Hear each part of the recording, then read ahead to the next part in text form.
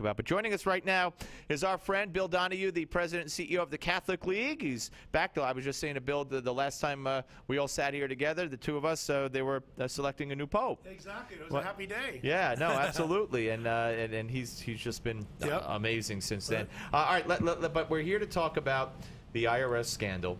And when the IRS scandal broke, you made a revelation. You've revealed that your organization, your fine, wonderful organization, has also been victimized by the IRS. Tell us the genesis of the whole thing. Well, and you know, Steve, this actually goes beyond the IRS. So people need to know that the problem is not just confined to the IRS. It's with whom they consort. And some of the people who reference their complaints. For example, back in 2008, in October 2008, October the 23rd, it was a Thursday, I got a phone call from CNN asking me to go on TV that night about some issues. Of course, I said, fine.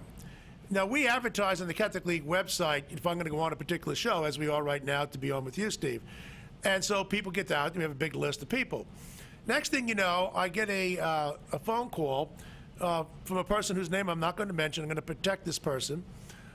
This person let me know that they were contacted by Chris Corzine. That's K-O-R-Z-E-N. Chris Corzine, the head of a group called Catholics United. Catholics United is a front group. There is no real organization. It's a paper group put together by George Soros. George Soros gives money to Catholics for Catholics in Alliance for the Common Good.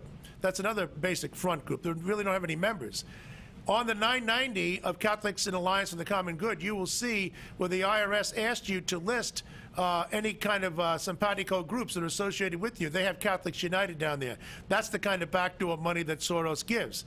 Now, this guy Corzine calls up CNN and says, Donahue is not a legitimate voice.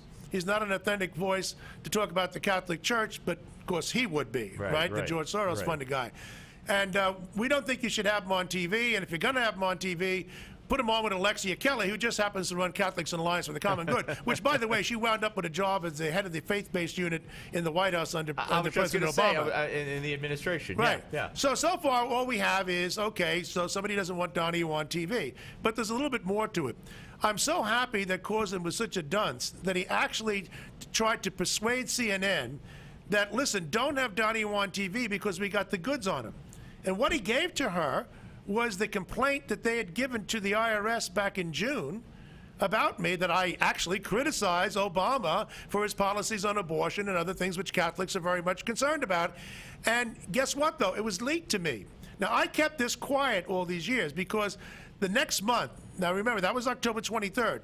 Obama's elected then the beginning of November of 2008. A couple of weeks later, on November the 24th, that's when it was dated, I get, right around Thanksgiving, a notice from the IRS that I'm under investigation. The Catholic League is under investigation for violating their code dealing with political interference in an election. And guess what the document is? Almost verbatim what was sent over there. So I just didn't, I didn't say anything. And I didn't even give this over to lawyers. I answered it myself over the Thanksgiving break, and then I ran it by some lawyers in the Midwest after that to make sure everything was okay, and they said fine. Submitted it over there to them.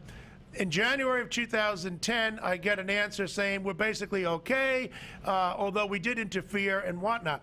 I remember telling the IRS agent from Brooklyn at that time, I know who was behind this. I named all the names. He said, well, I'm not at liberty to say. I said, no, but I am. And tell your friends at the IRS, they're not going to shut me up. I'm going to be just as bold tomorrow as I was today and as I was yesterday, because I didn't violate anything. But this is an egregious abuse of power, and I know where it's coming from. I kept it quiet because I've had other things to do, and I didn't want to, you know, unnecessarily anger the big tiger at that point.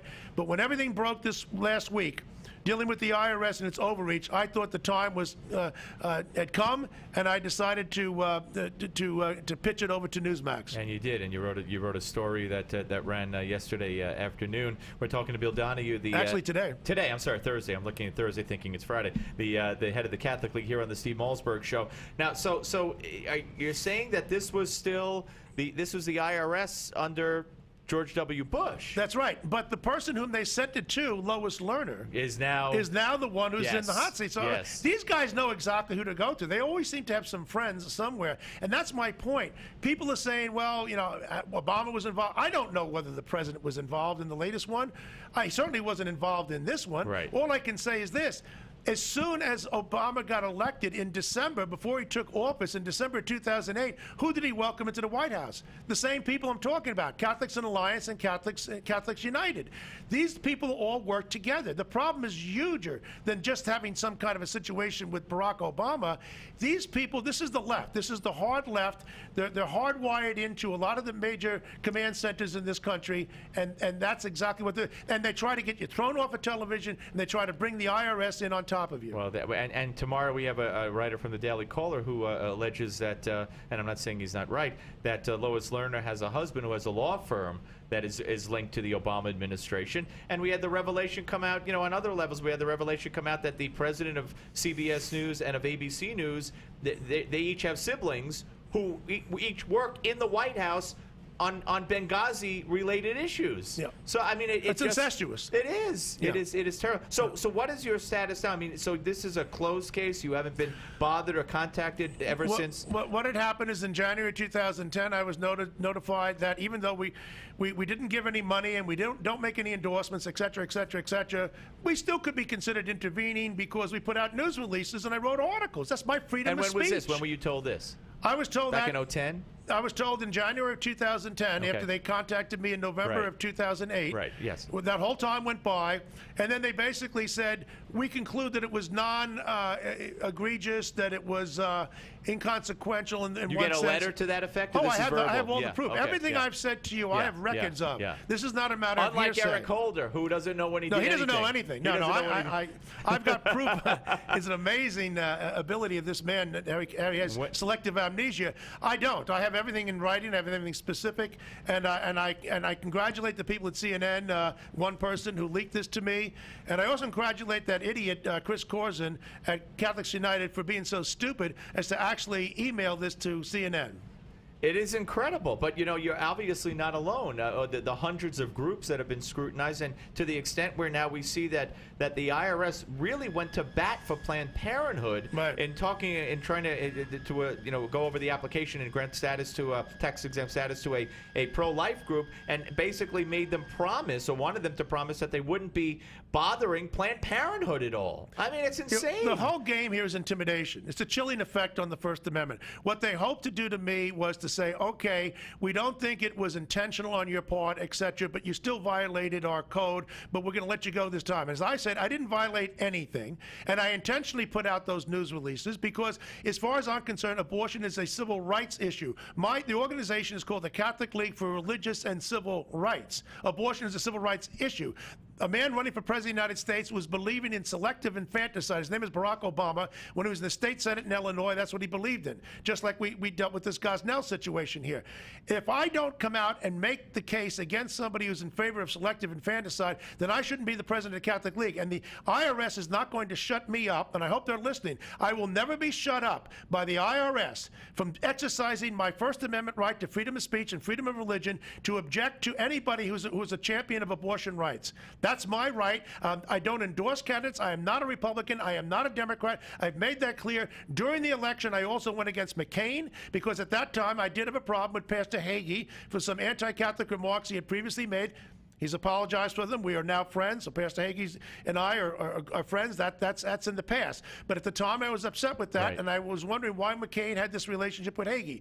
Well, did that make me now that I'm in favor of Obama? Because I don't tilt. All right? I have a job to do. I'm not a Republican. I'm not a Democrat. But I will speak out for Catholic rights and for religious rights of Jews and others who are being murdered by Muslims or whoever it may be around the world. And try as they may, they're not going to succeed in intimidating me. That is everything that you just said, and everything that you folks have just heard and watched is why I have loved this man for so many years, because you're not afraid and you are not intimidated by anybody, and you say what you feel and you say what you mean. Let me ask you, having said that, where do you think this this is all going to lead. You know, we've had tomorrow's a big hearing because he just released interim head of the IRS is going to testify. I have a funny feeling he's going to take the fifth, saying there's an ongoing criminal investigation and he's probably going to lawyer up or something. But do you think that these crimes or non-crimes, whatever they are, will be fixed, will be rectified moving forward, and we'll ever have a clean IRS?